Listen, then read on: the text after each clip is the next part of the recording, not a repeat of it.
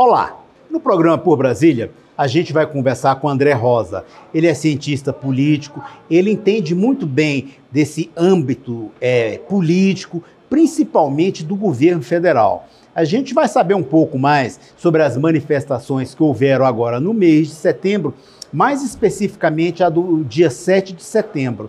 A gente vai fazer uma análise e saber que impacto essas manifestações trazem à sociedade, trazem às pessoas comuns, a você de casa que está nos entendendo. André, seja bem-vindo. Queria que você falasse um pouco qual o impacto dessas manifestações para as pessoas em comum. Boa tarde, Rócio. Boa tarde, telespectador. É um prazer estar aqui novamente. Bom, de imediato, é uma amostra de força do presidente Bolsonaro.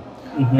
Mas apesar de ser uma amostra de força, ela foi feita num momento extremamente equivocado.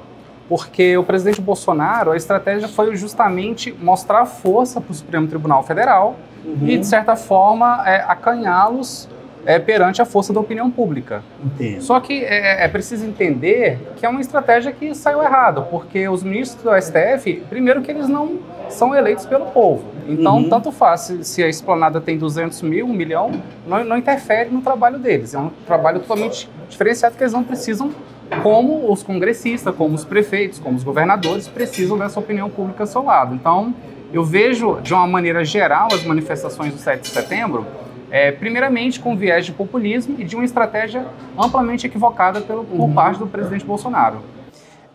A gente viu que ele subiu no palco, pegou o microfone, fez discurso. Porém, nesses discursos, em um determinado momento, ele chamou os ministros do STF para briga. Diz que não iria respeitar nenhuma decisão, especificamente o ministro Alexandre Moraes. Porém, logo mais, uns 2 dias depois, ele recuou disso daí.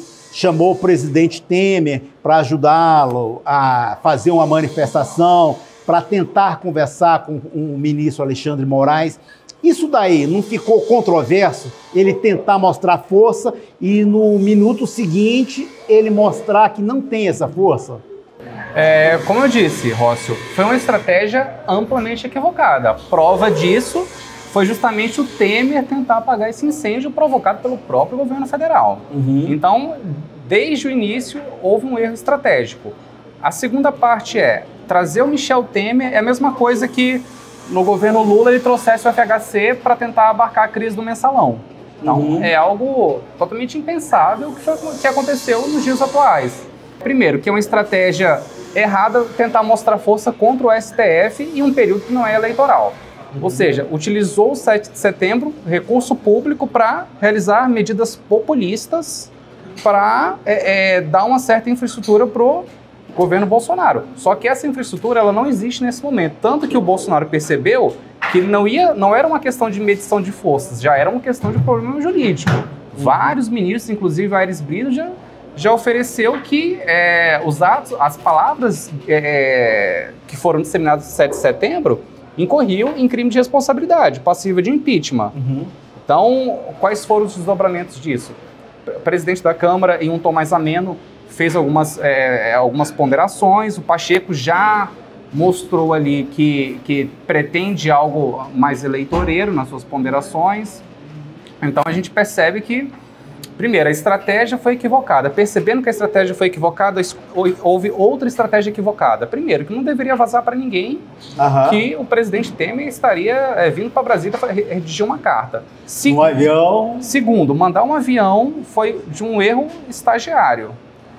Com todo respeito aos nobres colegas que iniciam a sua profissão, mas foi algo assim de um amadorismo enorme. Primeiro, que não deveria ter vazado. Segundo, que o presidente Temer, sabendo disso, se aproveitou politicamente. Logo, já cresceu nas mídias sociais. Se vocês fizerem um estudo antes da carta e depois, vocês vão ver que, na realidade, foi uma estratégia que beneficiou muito mais o ex-presidente Temer do que o próprio Bolsonaro. Segundo, a militância. Onde a militância fica nisso? Uns desolados, outros compreendem que foi uma questão estratégica. Olha, não foi como esperado e agora a gente tem que passar por isso. A escolha do presidente Temer não teria sido somente pelo fato do presidente Temer ter indicado o ministro Alexandre de Moraes e já ter um conhecimento melhor, e foi o ministro mais atingido, que ele citou com mais força nos discursos dele. Não, eu acredito que não, Rócio, porque conhecimento por conhecimento teriam outros players. A questão é, Michel Temer, ele sempre foi um político muito bem relacionado para sair de crises. Então, ele foi presidente da Câmara dos Deputados. Pacificador. Ele é um pacificador, ele também cumpriu esse papel no governo da Dilma Rousseff, quando as relações com o Congresso já estavam extrapoladas. Eu vejo que o Michel Temer, na verdade, ele já tinha realizado outras sugestões para o presidente Bolsonaro em outras eventualidades. Uma delas seria parar um pouco de falar com aqueles jornalistas ali e incitar algumas situações. Então, o Michel Temer, ele tem essa característica. Ele realmente não identificou no núcleo dele de inteligência alguém que pudesse dar vazão a esse tipo de mitigação da crise e trouxe o Michel Temer. André, agradeço sua presença aqui no programa, as pessoas conheceram um pouco mais sobre as manifestações e a exposição dos comentários aqui do cientista político André Rosa. Valeu, meu amigo. Muito obrigado. Para você de casa, um forte abraço e até a próxima semana. Por Brasília.